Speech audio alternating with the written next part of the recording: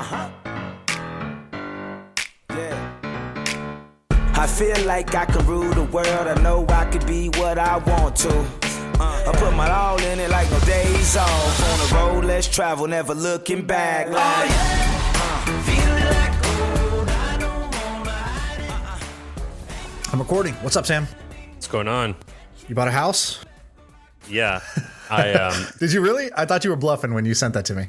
no, I've got the inspection right after this. So I went out to I'm in Austin because my company's based here. Some of the guys took me out to like dinner or something, and I was walking around the neighborhood and I was like, "This is amazing. I want to move here." And so that was on Thursday. On Saturday, I looked at a house. On Sunday, I made the offer.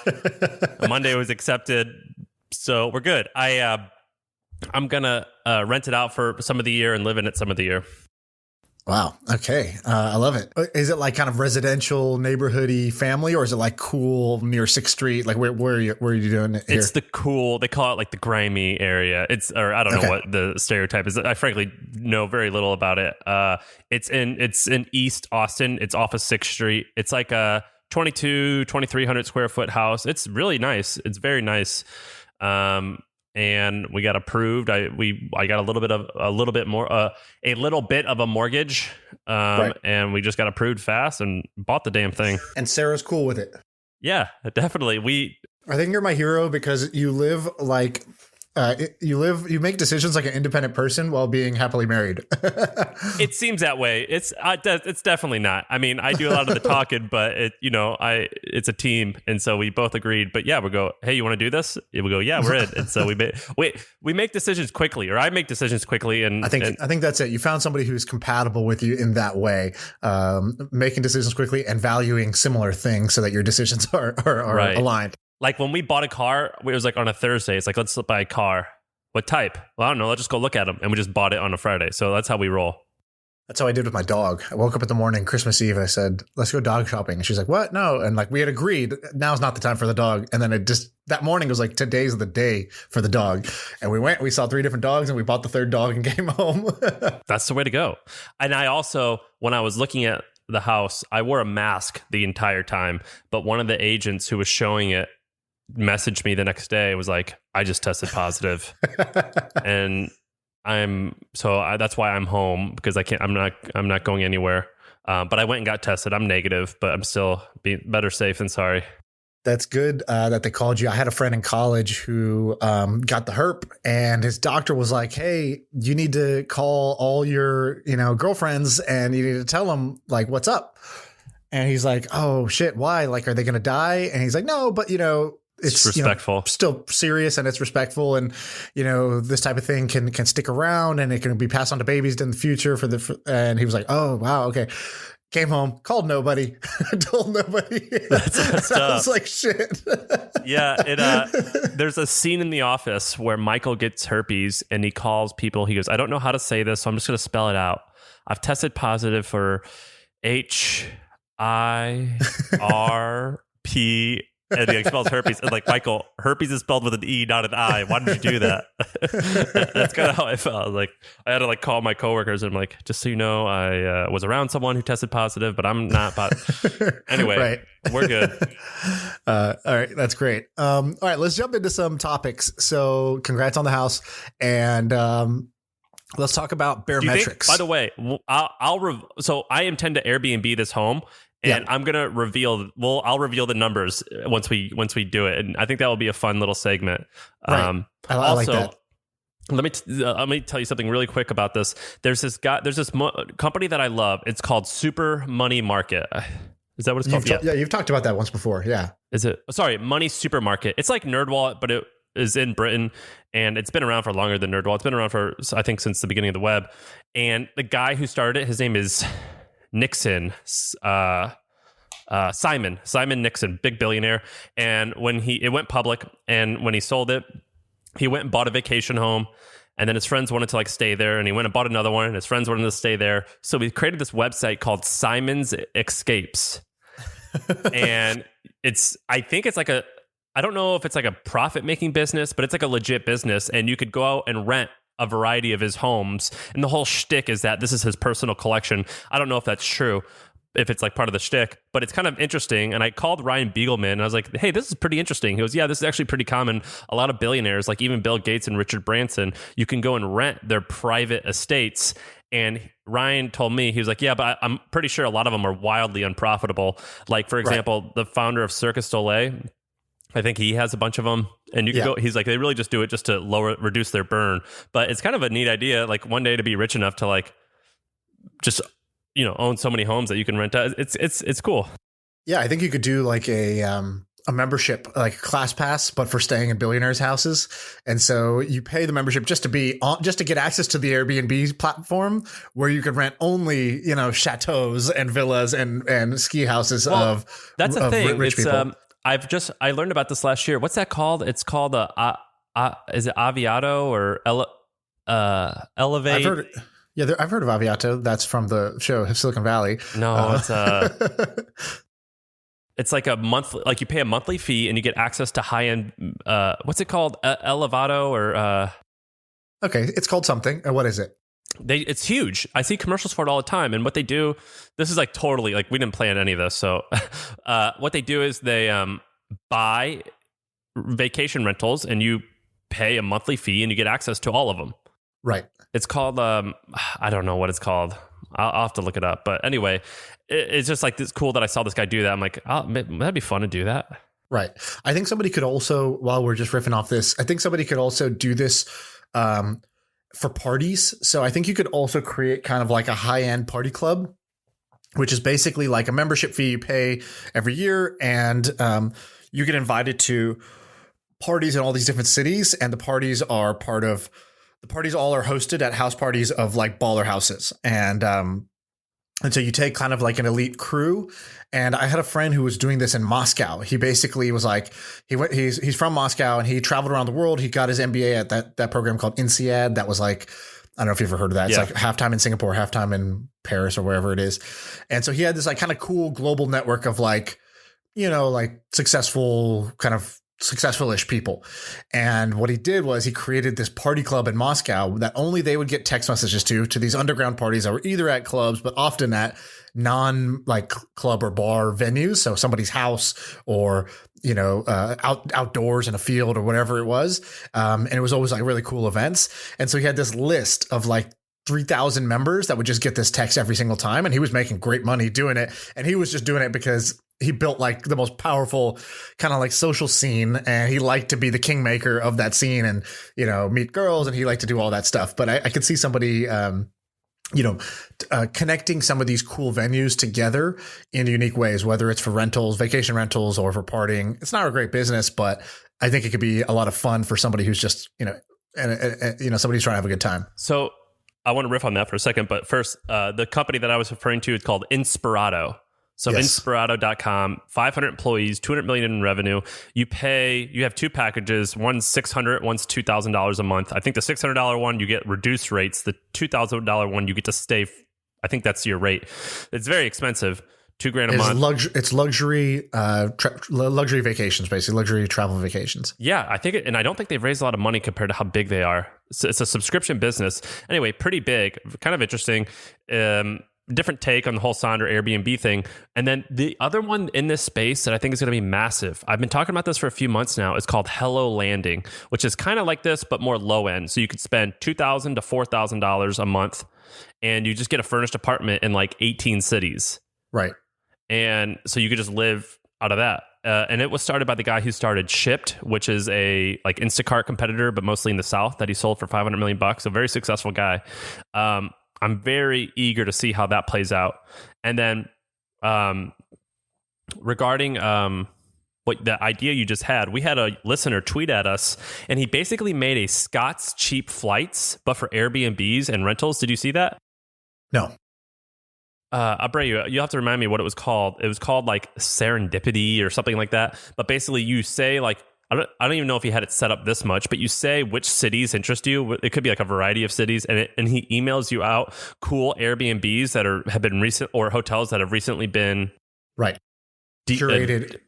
Yeah. So it's curated, unique vacation stuff. So I think there's a lot of value in this, which is basically like a combination of great deals and unique experiences, and just doing the curation work so that people don't have to do all the research and be hunting and be finding all this stuff. I think that's a pretty simple way to build a list and build a business. And the name of that business that it's called, the name's a little silly, but the link's in there. It's called Spontaneous, like Stay-neous. Yeah, spontaneous. Yeah, he's got to fix that name, but that's what it's called. Right. Yeah, probably not going to work. This is guy Zach. Okay, I've seen this guy. The name is awful. That's why he did message us. I didn't click the link because the name was so awful. No, it's a cool service. I signed up for it. And what's funny is that he just launched, and he doesn't have any testimonials, and he has a part on his website that says testimonials, and then there's an asterisk, and it's like, no one has said this yet, but these will likely be what they say. Yeah. It says, what we hope you'll be saying soon. Future subscriber testimonials. Okay, got to give credit where credit's due. I like your spunk. And then he says like sponsors, and he lists a bunch of brands, and he goes, these people haven't sponsored us, but brands like this will probably sponsor us eventually. Dude, the best ad sale we ever did for the podcast is one. I don't know if you remember this. I think this might have been before you came on, but we had no sponsor for like 2 months or something like that. And so I just did an ad read during the podcast. I just go, this podcast is brought to you by no one. Think about this. This could be you right here. I said, we don't have an advertiser right now, so email me if you want to advertise. And I got a ton of people interested. We have like booked 3 sponsors and like from a 15-second joke, basically. It works. We did that when we started The Hustle. I put this person, I think this is actually illegal or against the rules. I put like, this was sponsored by, and then I put the name of a company, and they didn't actually sponsor it, but I knew that their competitors would email me asking this. All right, you want to kick it off on what you have?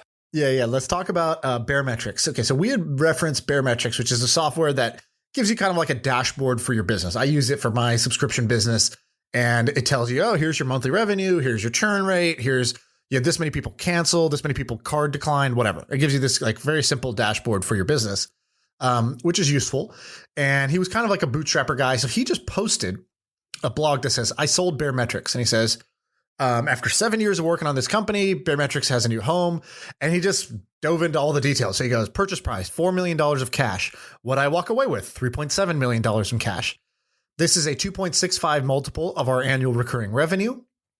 And he said, here's the buyer. It's this private equity, private equity firm. The company that bought it, it's Zenith or Xenon. Xenon, yeah. The woman who is the co-founder, Terry, is one of my very good friends, Terry Wilson. Wow. They're all good people.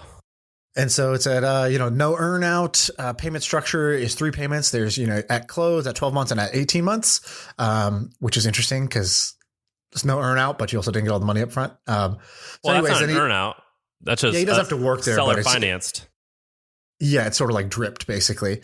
So he said, okay, how we got here, been working on this.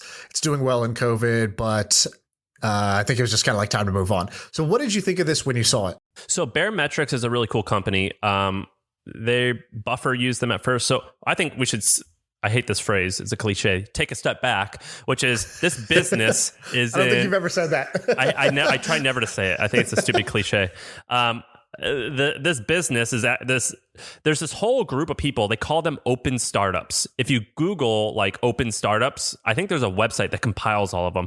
And they're startups or companies that reveal their revenue in real time. You could see their burn or not. I don't think you can't see profit. You can only see revenue. So you could see.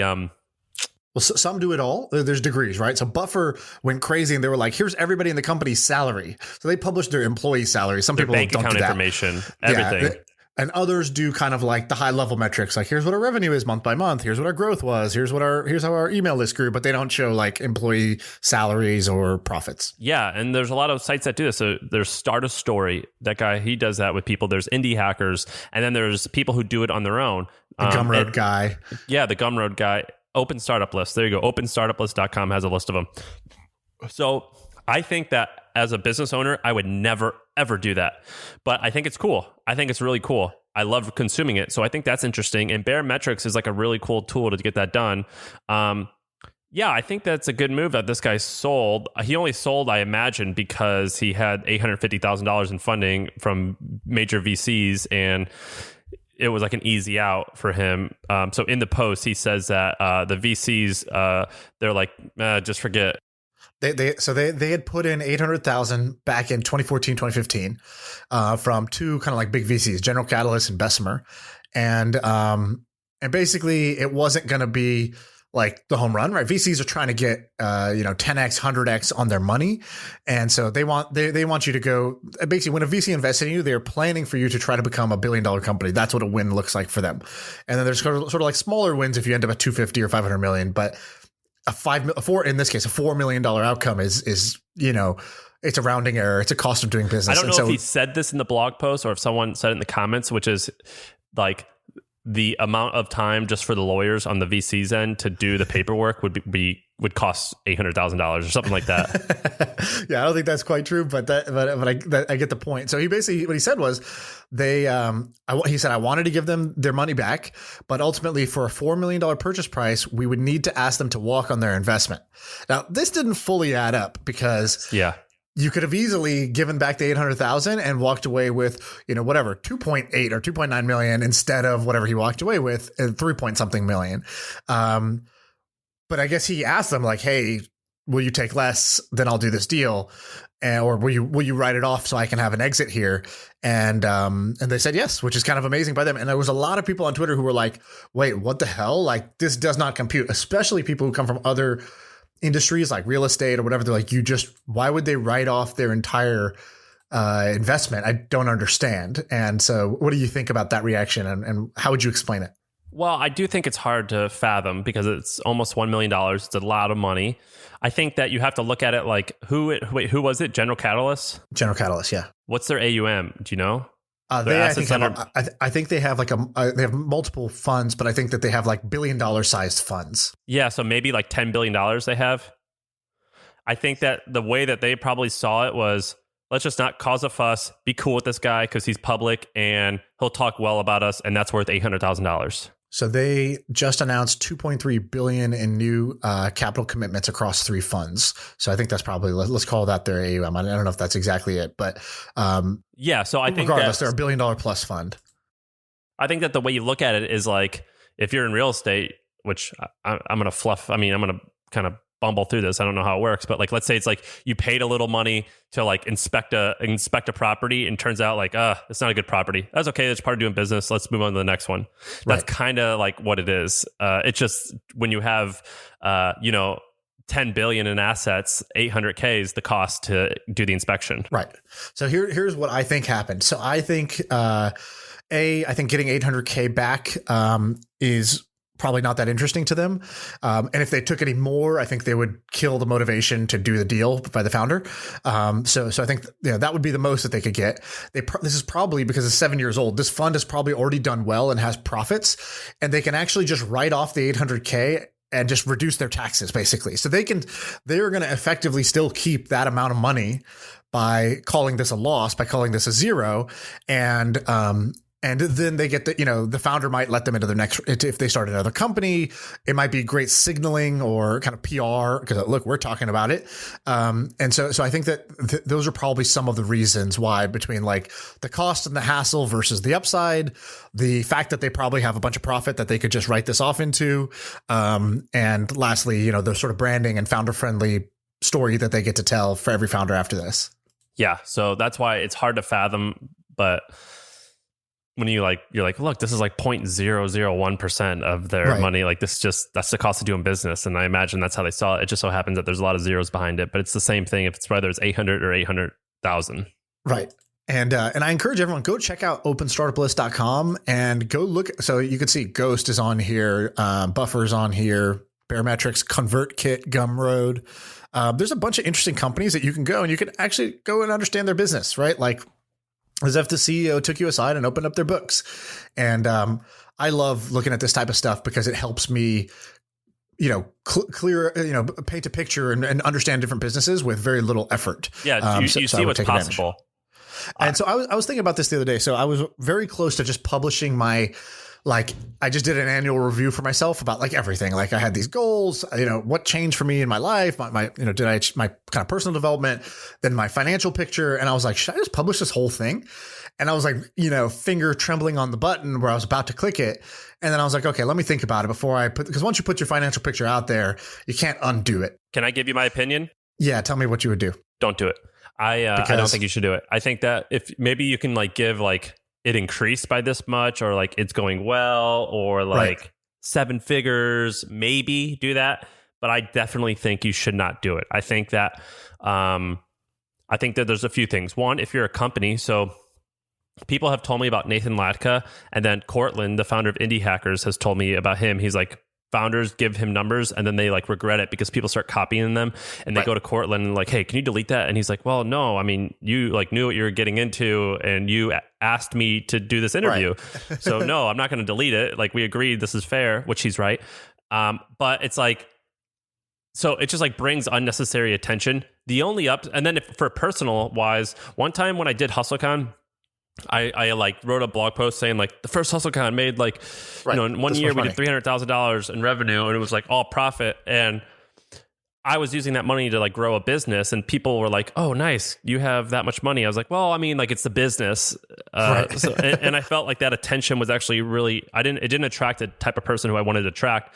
And then also, but I would say that if you're trying to use it for marketing, it is an awesome tool for marketing. Like this made, that's the upside, right? Like you give up some privacy and and I don't know, whatever, I guess privacy, and you gain it's juicy. A bunch of people want to know about your kind of like your picture. And if you're going to give somebody a snapshot into your finances and how it's growing and how it's going, then that's a good way to kind of hook people into the wider world of your content, right? Well, but I would do that's the upside, but the downside I think is real. Then you should do that with your fund. I don't think you should do it with your personal money. I think say like, we have this much money in the bank. We've sent the checks to this.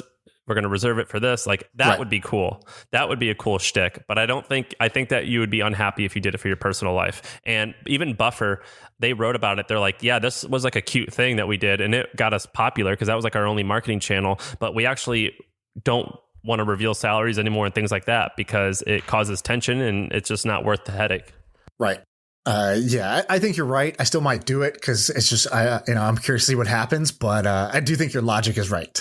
So I agree with you. So what are you going to reveal? Like you're like literally your W-2 income? Yeah, like I would reveal everything. I'd reveal what I earned across the board. What does your wife say? How my assets grew. Well, this is, I'm not going to ask her about this. She doesn't use Twitter except for she went on Twitter one time and was like, yo, who told my husband to buy a bidet? He said if somebody on Twitter told him, leave him alone. He's buying all kinds of shit that we don't need. You should look up Financial Samurai. So Financial Samurai, I know I'm friends with him because he came to HustleCon and we became buddies, like internet buddies. So I know his identity, and I think that you can find it if you wanted to. But Financial Samurai is a personal finance blogger. He's a little crazy, but he's cool. I love him. I like him a lot. He runs in our circle, and he reveals his assets and his income and off his portfolio. But you only know his name is Sam, and it's really, I don't think you could find a photo of what he looks like on the internet. I don't think you can find his last name, maybe, but maybe not. Yeah, right. But he does this all anonymously, and I think that's pretty cool. Right. Yeah, that's cool. I like that. Okay, what else we got to talk about? So I thought this was kind of interesting. Actually, I'll do an idea first. So I call, this is D2C super retailer. So what is this? Right now, there are so many D2C brands, and if you look at the kind of the framework of, all businesses essentially bundling and unbundling, which I don't think is really true, but it's catchy. What's happened is you used to go to a retail store, Target, whatever, Macy's, wherever you're going, and the retail store bundled all these different brands together, and cool. That's how people shopped. And then right now what's happening is this big unbundling where people create, there's thousands and thousands of brands. They don't worry about getting into retailers right now. They just sell individually online. They acquire customers themselves through Facebook, and Facebook is essentially the retailer right now. That's where you find these products, is on the Facebook shelf. And so everybody's doing this. And now if you go talk to any D2C company, they spend like 90% of their time, not on their product, not on their customer service, but on their marketing plan. Like their Facebook ads, their Google ads, their Pinterest ads. Like this is where they spend their email marketing. They spend all their time on customer acquisition and increasing the lifetime value of their customers. And so what's happening is I think there's a movement back towards, hey, let's say I'm I don't know, what's a sexy D2C brand right now? Maybe it's let's take Away Luggage, right? So I'm Away Luggage. I'm trying to acquire this customer that's kind of like this professional millennial who wants like a high quality thing and doesn't want to buy their dad's brand. They don't want to buy Samsonite. Okay, cool. Why don't I, sort of share my marketing efforts, co-market with other D2C brands, right? So why isn't Away Luggage doing this with Warby Parker and Casper Mattresses and everybody else? Because we're all spending the same amount of money to acquire the same person. And so there's a couple different interesting takes on this. One is there's one Shopify app that is a post-purchase Shopify app where you install it in your store. And after someone buys from you, you upsell someone else's product. And if you do it, you get money from that retailer instead of from the customer as like an affiliate fee. So I thought that was kind of clever. And I don't know how well adopted that is, or some gives and takes there. But the other is to just create a destination, an Amazon-like destination that is just a curated set of all the best new brands. And you say, okay, I'm going to find the best 2 or 3 brands in luggage and handbags, and the next 2 or 3 brands in shoes, and the next 2 or 3 best brands of socks. And you only have, let's say, the 3 best brands of every category. And you invite those e-commerce players onto your platform, and you go acquire customers for your kind of like retail store that has many things. You market to them all the different products, and you get a 15% cut of everything you sell for these people. Because, hey, they're going to pay Facebook for that customer anyways. They might as well pay, a little bit less for you, because average store might be spending about 30% of their revenue on customer acquisition through Facebook. So if they can get a customer for 15%, they've cut their acquisition costs in half. And what do you think of this idea? This is a typical Sean idea that I think is potentially a big idea, but is like my default is like, oh, that sounds like a lot of work. But so to default to optimism, it's quite interesting. I think that you're talking about 2 different things. The first one is incredibly fascinating about the upsell. So like if you buy an Away bag, you're going to be upsold like, I don't know, a blanket, or I don't know what. Sure. It could be like, Gravity Blanket, or it could be Warby Parker glasses, or it could be Allbirds shoes, or whatever, something like that. Something that a traveler, I don't know. That's an easy thing to figure out. That's pretty fascinating. I think that when I've talked to people who do brand partnerships, I think that they said in general they don't move the needle, but I would like to figure out which ones actually do, because some of them clearly do. Right. That's an interesting idea. I think that's really fascinating. I love that idea. I think that's really cool. The second one, I think as a user would be cool, but I have no idea why would a D2C brand want to put their product there?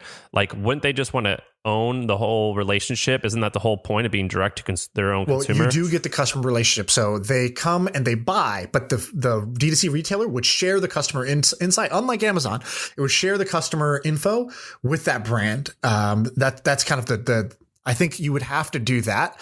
Otherwise, I think it's quite tough. But if you agreed to do that, right? So like I'll find. Okay, so let me give you the 2 names of companies I think are doing something like this. So one, I believe, is called Co-op Commerce. So if you go to Co-op Commerce, so just COOP commerce.com. I think that's the one where it's the upsell with something else. There's probably another one besides that. The second one, it's spelled. It looks like Coop Commerce. Exactly. I'm there. It looks pretty cool. And so, you're gonna acquire new customers through by putting yourself on this network. It's like an ad network, right? So like bloggers used to do this. They used to create like blog rolls where it's like, cool, I joined the blog roll network. It'll put me on other blogs like me. Like if I'm a tech blogger, it'll put me on other tech blogs, and then I get traffic, and then I give traffic as well, and I get sort of a proportional share. And link share was like another one like this. I think the guy from Zappos started something like this before Zappos. Yeah, I think link share was the name of it. So the other one is called thefascination.com. And so the Fascination is trying to build this. It's trying to build that superstore. I don't think it works exactly by the rules I mentioned, like three brands or whatever, but it's basically saying we're going to curate the best D2C brands, we're going to offer, great deals on those products, on our website. And if you choose to be one of those brands, you're going to get a whole bunch of exposure because we're going to get popular and you're going to get free customers from us. But you just have to give us a kickback of about 15% on anybody we send. Wait, so what's the website? Fascinations.net is sex toys. Fascinations.com is metal stuff. Right. Thefascination.com. The Fascination. Lose the. Sell sex toys instead. Let me see. Okay. Yeah, it's brand new. It doesn't even rank in Google. It's not launched yet. So this is coming soon. I think it's cool. I like this stuff. I think this is so cool. Have you seen this company called Beta?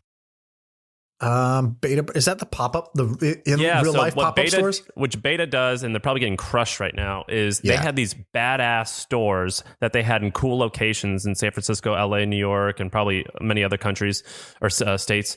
And those are the ones that I saw. And I think the way it works is like boosted, like anyone who has a nifty gadget, it's almost like the new version of Sharper Image. Anyone that has a nifty gadget, it could have been like cute new brands like Allbirds, but also like some fancy TV that you didn't know was cool until you saw it. And you're like, oh, something that like demos well. Yeah, that demos well. And you pay us a rental fee to be there, and you go in and you can buy it on the spot straight. Right. And it's badass. I don't know if that's a good business, but this is kind of similar to that. And it looks similar actually. And it's quite interesting. So I have friends that invested in Beta, and I think they were doing well. Obviously, COVID, I think, is one of the worst things that could have happened to them. But it's B8TA, so the E is replaced with an 8. So B8TA.com, and I like this idea because let's say you're a brand, and a lot of brands open up these like kind of flagship or like I forgot what they call them, like try-on stores, where it's basically like, look, we're not trying to sell here, we sell online. But if you want to come and, try our stroller out or like, sit on our couch that we're selling, we have a showroom in your city. And those was really expensive and it was a really big undertaking for them to be like, okay, guys, 2021, that's the year we're going to open up our showrooms in New York and LA and San Francisco. And it's going to cost us like $3 million, $4 million. And it's going to take a lot of time and all this stuff. And so what Beta let them do was be like, push a button and you're in our 8 locations or however many locations they have. And it's like, okay, you now have a store presence. You can send your customers there to try out your products or feel it out. And you'll get new customers just walking in who like to see kind of new cool stuff. And it's sort of a modern day version of like Sharper Image, like you said. I really like that idea. I think the idea of curating good products, I mean, that is not even remotely new. I love that business. I think that is just the coolest business. I love those businesses. I'm in that business. I curate stuff. I love curation businesses. I think that they're low cost, start fast. We talked about a curated airline or Airbnb business. We talked about a curated, cool, nifty products. Gear Patrol does curation for outdoor stuff. Then there's, is it called Whoop? Not Whoop, the band, but like, wasn't there one called Whoop that... Woot. That was bought by Amazon for like I think like $100 million. I love that. I think it's cool. And let me tell you one more that is cool. And Sarah just bought a gift or a jacket out of here. Have you heard of Italic? Yes, I'm friends with Jeremy, the founder. So the premise, and I don't think that this is particularly unique, but I had never heard of it, and it seems badass to me, is they're like, basically, we make, and I think a lot of retailers say this, that's why it's not particularly unique, but they've done it well. They're like, we make Montclair or Canada Goose, which are like $2,000 coats. We make those same exact coats, but without the brand, and it's $200 instead of $2,000. Or we make these fancy knives, which is the same, but no logo. Yeah, and luxury quality without the luxury label. That's the shtick. And ironically, that's like an even more high status thing to do is be like, yeah, this is I'm wearing a Prada level product, but I didn't have to put Prada on it. I'm understated like that. So I bought, or someone in my family bought another family member a $20,000 purse, but it was fake. It was from China, and it even came with like a certificate of authentic. Like it was like it came with the box that it still had plastic on it, and you open it up and you had the label and like a certificate that says it's real. Like they just copied it perfectly. And then we had a real one laying around, and we like no one could tell the difference. And so basically he's just made that. Dude, this is so these aren't. Yeah, I guess these are kind of those are minus the logos. Those are really knockoffs. So I lived in China for a couple years when I finished high school, and my mom was like super into like luxury bags, but was like, you know, cheap Indian woman who was not going to buy a Louis Vuitton bag, like a $6,000 bag, loved it, but wanted it, but would never buy it. And so when we moved to China, they had knockoffs everywhere, right? You could go to the market and you would see like, you know, that same Louis Vuitton bag for $7. But it was like clearly fake. It was like, you know, the quality was just not the same. And so, there was an in-between market, and they called her the bag lady. And this lady was ahead of her time. So she only worked through BlackBerry Messenger. Today, that would be like, you know, WhatsApp or WeChat is probably what she'd be using. But it was BBM only. Nobody knew her name, and she had no steady location because like they were always after her to find her. So she would do these pop-ups where she would just she would BBM an address. She's going to be there for the next 2 hours. It was usually in someone's apartment, one of her customers' apartment, where there's like a doorman and like they can kind of screen who's coming in and who's not, so she can't get like raided. And she had the most high quality knockoffs that were her claim to fame was you could take this to Louis Vuitton, and at the time this worked. Now I bet they have some chips inside that like you know they can validate it. But at the time, this was you could take this to Louis Vuitton and you could say, "Is this authentic?" And they would say, "Yes, this is authentic." And so she would sell hers for $400, $500 a bag. So you're getting not the $6,000 and not the $6, but you're getting the $600 bag that looks and feels like the packaging is identical. It was amazing. And she would text out her location and a swarm of moms would come, and this lady would probably make 10, 20 grand in a 2-hour period. And then she would pack up and disappear. And she wore these like mask and glasses and stuff like that. So you never knew who she was. And I just thought this lady was like the ultimate baller. Dude, if my mom, I don't know if she did that or not, but if she did do it, whenever I got in trouble for doing anything, I'd be like, dude, you're part of a fraud ring. Like you, right. You fund terrorism. So I hope you would have used that. No, not at all. I thought it was amazing what she was doing. And so one interesting thing about this italic model, by the way, and I hope I can say this, so I'll ask him, but the cool thing I think they innovated on was not just finding the same supplier or like, you know, an identical supplier who make the same quality, but they actually went to them with a kind of no-brainer offer. So every supplier in China is constantly getting hammered on their unit price. So it's like, oh, we make this thing for $20 and the customer's always asking for 18, and they're just, they're always like pushing that down. So what they did was smart, was they went and said, hey, look, we don't want to hold inventory because that takes a lot of money and it's hard. So why don't we do this? Instead of $20, how about you get $40 per unit sold? And the manufacturer's like, what? And he's like, yeah, you get $40, but I'm not going to buy the inventory. You make it and you take the risk with us, and you get double. And they said, to start with, let's only do, a little bit of the inventory this way. And you can see that this actually works. And as you get trust that we can sell the product, basically you're going to build it. I'm sure there's some manufacturing term for this, like consignment or like, on spec or some shit like that. But I thought that was really smart. So they've been able to bootstrap this business, or not bootstrap, they've raised money, but like they've been able to be very capital efficient because they're not putting out, $5 million purchase orders to factories. Instead, they're telling the factory, hey, share some of the upside, but you make it at your risk. And if we don't sell it, you're out. But you can take that risk with us for more upside. And the factories are more entrepreneurial who try to do that. I think that what we need to do is like break down the economics of that model of like what's better, to be like Walmart and just sell cheap stuff, or to be like Costco or Sam's Club and sell a membership and sell it at cost. Right. I think it would be interesting to see what that needs to become like. And I don't know what business is better. I would think the membership thing would be far better. Well, I don't know. On Italic, do you have to be a member? I don't think you do. Yeah. Maybe you can be. $10 a month. That is it. So they still make money on the product itself. So they're not like Costco where it's at cost. But what I like is it's asset light. So even though the total money captured might be less, their growth is going to be faster and require less investment. And therefore, they're going to own more of the pie because they're an asset light model. They're not holding and buying all this inventory. And so I think that there's, that's the pros and cons, where they can just specialize in being an amazing marketing company, and they don't have to worry about being a full stack, a company that's getting stuff made, holding it in their warehouses and fulfilling it, all that. Yeah, I think it's cool. I like these businesses. I don't know how we're going to categorize them, but I think that what Italic is doing, have they raised a lot of money? Are they big? I don't know anything about They them. raised like, I think 10, $13 million, something like that. Is it going well? Yeah, it's going well. I think it's awesome. I love this thing. I think it's so cool. 13 million bucks. But that's like the same thing. Like Sarah, so like if you go to their website right now, one example for people who haven't been there. So it says, here's the November new member gift. This leather zip cart, like a wallet, basically. It's like Saint Laurent. I don't know how you say these fancy brands, but I think it's that YSL brand. $295 is their price. Kuyana, I don't know what that is. Maybe it's some like secondhand marketplace. Is like $75. And dude, all like the women listening to this are like, "Oh my god!" Yeah, it's like me saying like the Dallas Cowboys. And anyway, that Italic, it's $35, right? So it's 10 times cheaper than the normal retail price for the same product without the label. So you know that fancy brand? There's a fancy brand of pots and pans. They're like brightly colored. Again, everyone listening to this is like, "You idiot!"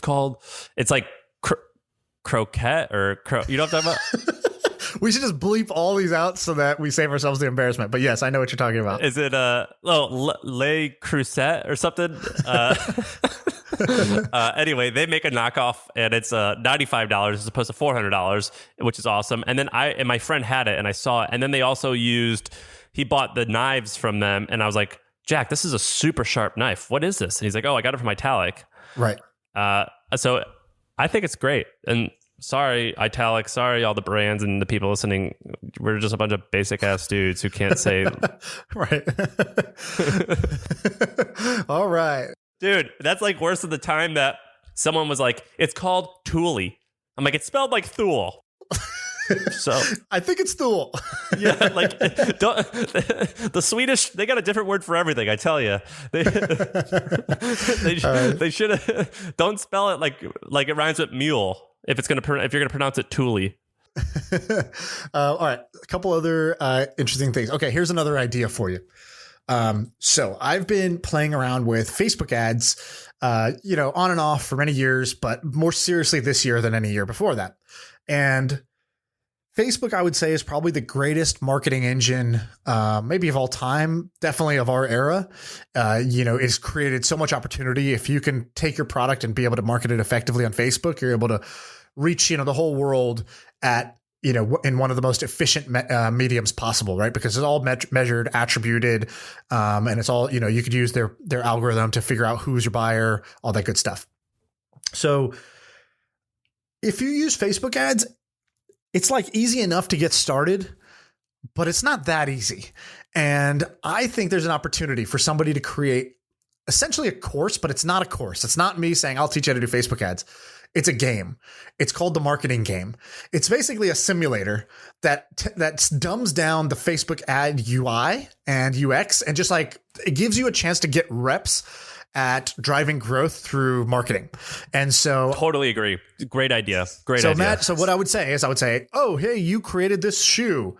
You want to sell the shoe. Okay. So you don't have to like take the time to like build the ad creative, but it's like, here's 6 ad creatives. Pick one you want to run. And it's like, set up your campaign. Who are you going to target? So it's like the dumbed down UI. It saves you all the time. You don't have to actually go to Photoshop and create ads, but you have them there and you get to guess like, oh, maybe the one where there's the discount or the one with the text on top, or no, this should be the video. And then you click go and it's like, SimCity or whatever. It's like, it simulates and it's like, here's your return. What are you going to do? Take this money and do the next thing. I think you're on and you're off. The way that I would do it, this is a brilliant idea, but I would do it differently. Here's what I would do, because there has to be a category of like learning that this is under, but this type of learning always works best for me, and I'm pretty sure it's the best for most humans, which is like, when you learn how to play guitar, you copy other people's work, right? Yes. Yeah, you go look up the chords to Ed Sheeran, if you want to go play guitar. And you do that for years, and then after a while you're like, all right, I understand what works and what doesn't work. I can make my own stuff. That's the best way to learn. I think that's the best way to learn writing. You're right. And so what I would do is I would get a list of all the most successful campaigns. So like different ad campaigns that probably Trump or Biden used, different ad campaigns that Native Deodorant used. And I would say, all right, you see this campaign? It worked really well. Recreate it. Yes. First step. Exactly. So you start, and in the game, it's like, what do you want to be? Do you want to be the founder of Native? Do you want to be the founder of Allbirds? Do you want to be the founder of The Hustle? Do you build an email list? Do you want to? Who are you targeting, and what are you selling? Great, we got that category here. This is the best campaign that we've ever found. Right. Look, now, first thing, you need to come up with an image. The image that worked best for them was this. Now go out and find it. Yeah, I totally. We're going to call it Code Academy for Facebook. Bray, you said that's exactly what I have Code Academy logged up here. Code Academy is a thing where you just log in and they're like, all right, we're going to make this game. Type in this. Exactly. So many people have done these Code Academy kind of like learn to code platforms, and they also made it easy where, so let's say you actually want to learn how to code. It's like, oh, install the Python library in your computer, go get a text editor. That's going to be where you're going to write your code, and then learn how to compile it, learn how to get it onto a website. It's like, fuck, this is all so complicated. Just the infrastructure is so complicated just to start. And so what Code Academy did brilliantly that other people did too, is they made it like, hey, you go to the website and here's like, on the right side is the output and the left side is where you type. And it's like, cool. First, it's like in gray. It tells you exactly what to type. You literally just have to retype what they already have. It's like variable equal, var equals 6. It's like, oh, you just set a variable. Great. Like now learn how to add two variables together. And then like teaches you step by step how to do it.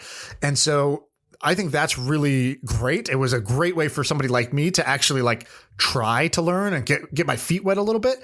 I think somebody needs to make Code Academy for selling or for marketing. And so the way you would do it is I think you put a great twist on it. But I got really excited about this idea the other day because I've been finding, because I've been doing a lot of blogging to my audience. Like I've done probably 50 posts in 60 days or something crazy, like some crazy volume. And one of the consistent questions is around Facebook ads. And I myself have trouble with it. And I'm like, fuck, where do I even send these people to learn? And I was like, shit, I'm just going to start building tools for my audience to solve the problems that they have, that we have, right? It's like, I'm just going to build a set of tools that solve this problem. And so this was the one that I was most excited about. I have a list of 6. This is the one I'm most excited about. Look, I think that's cool. And I think a lot of people will be like, well, but how many people are running Facebook ads? It's like, well, 1 million people. Right. A lot. The most.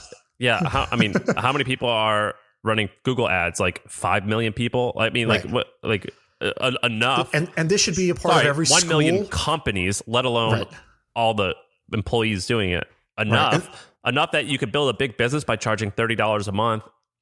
Exactly. And this should be a part of like every, college curriculum, high school curriculum, something like that. They should make this type of experience accessible to them if somebody built a good one. And I think you kind of got to build it a little bit like a game. The Code Academy types try to gamify their stuff a little bit, but the best ones make it where you get a sense of progress. You feel like you're making more money or you're leveling up in some way, and it keeps you motivated to like, you don't want learning the tool to be the end game. You want to have to learn the tool in order to get the outcome you want. In business, that's why it works, right? I don't want to learn Facebook ads. I want to make more money. Facebook ads is my way to make more money. So you got to design this the same way where the prize is the fun of seeing your character progress. And the way to get there is to actually figure out better how to actually use these marketing tools. I think it's awesome. Code Academy, by the way, how much does it cost? They have 100,000 paying customers, they say. How much does it cost? It costs $20 a month. So what's that mean? 200,000? Is that 200,000? 100,000? Or is that 2 million? How many customers is it? 20,000? 100,000. I can't do math. I got to carry my zero. 2 million a month. So it's a $24 million a year. It's a $24 million business. So it's a $100 million business. $100 million company, probably. Yeah. I don't know how many people there are who code versus marketing. I have to think there's more marketers. Yes, I would agree. So it doesn't even matter. It doesn't have to be the biggest thing in the world. It's there's enough. There's more than enough to build a viable business doing something like this. It's hard. I would say this is actually really hard to build, though. That's the caveat. I think it's tricky to get it right. In terms of like the psychology and how the product feels, I actually disagree with you. I like it. Like there's all these like interactive things where you're just like looking at a screen and like the cursor needs to be moving and it's got a point. It's like Microsoft Clip, or what's that thing called? It's like the paper clip needs to be there, just pointing. Yeah, I think you can make it easy for people to go through, but just like for Code Academy, right? It says 7 years and 45 million learners later. So 45 million learners have like gone through the system at least.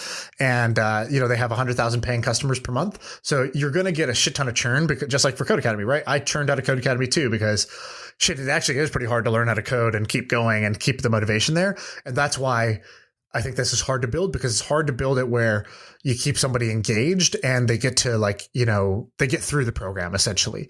I don't think this would be a monthly thing forever. I just think it could last for like Code Academy's been around for 10 years. Did you say 7 or? Yeah, 7 years. I think Code Academy could be around for another 10. Right. So I think it's good. I think we should do we, I mean, that was a pretty good one. Do we want to end there? Yeah. If somebody wants to build this with me, ideally somebody good. So I get a lot. I always ask that question. I get one good person and I get 10 like complete jokers. How do you know if you're good?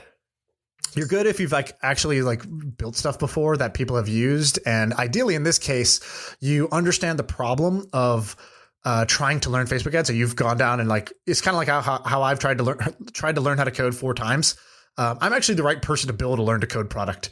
If I paired with a technical person, because I know I've tried this. I am the customer. I understand it. So ideally it's somebody who's tried that. And also best case would be somebody who understands games, like you play games, at least if not have built a game before, because I think you need those mechanics in order to give it to games are amazingly designed products. There's this awesome YouTube video. If you go watch, it's called, Mario, like the genius of the first level of Mario or something like that. I don't remember what the video is called, but I know what you're talking about. It's like a Vimeo video.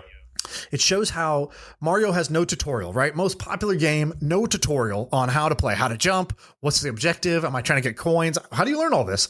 Well, the way he designed it. So first it shows you're Mario, you're standing there and all of a sudden the screen starts moving. It's pushing you forward. So you already know, okay, got to run to the right. Right. Like the motion of the level tells me where I'm trying to go right. Then this Goomba comes and he's got this angry face. So, this is probably not a friend who's going to give me some potion. This is probably an enemy that I need to do something with, but I don't know what to do. And then they show that like where the Goomba meets you, you also have these boxes above you, the coin boxes that have question marks. It's like, well, that's intriguing. I'm going to want to hit the question mark. And so you jump, you get the coin, and then you almost always will land on the Goomba's head and kill the Goomba. And then you see the satisfying Goomba's gone and you're like, oh, good. I know what to do now. And then you see 2 more question mark boxes and you're like, how do I get to those? I guess I could jump on this to get to there. And it's like with no tutorial, you've now learned all the mechanics of the game. You're trying to go to the right to the end of the level. You got to kill these Goombas by jumping on their heads. And you want to collect as many coins as you can in these boxes. And sometimes there's other stuff in the boxes, like a mushroom comes out of one of the first 4 boxes of Mario. And that's how you want to design great products, is where you actually don't need Clippy. You just make it where there's really only one thing you could do. And that's the next action you need to learn as a player in the game, of like, oh, click this, good thing happens. Great. Now I know when to use that technique. Abreu just shared it. It's called How Nintendo Made Mario's Most Iconic Level. And it looks like they're speaking in Japanese. It looks like the developers are explaining it all. Right. I don't think it's the developer, but it's some guys explaining it. Yeah, it says they're using the word we. Like, we made it this way. Oh, really? That's amazing. Okay, great. What's his name? Miyamoto or something like that? Miyamoto. Yeah. What a legend. Building Mario. Fucking amazing. Yeah, those guys are legends to me. I mean, it's just so cool. Like when I think about these Japanese guys making Mario, I like, it's like kind of mythical to me. Right. Okay, great. I got to run. Good stuff. Enjoy your new house. Good episode.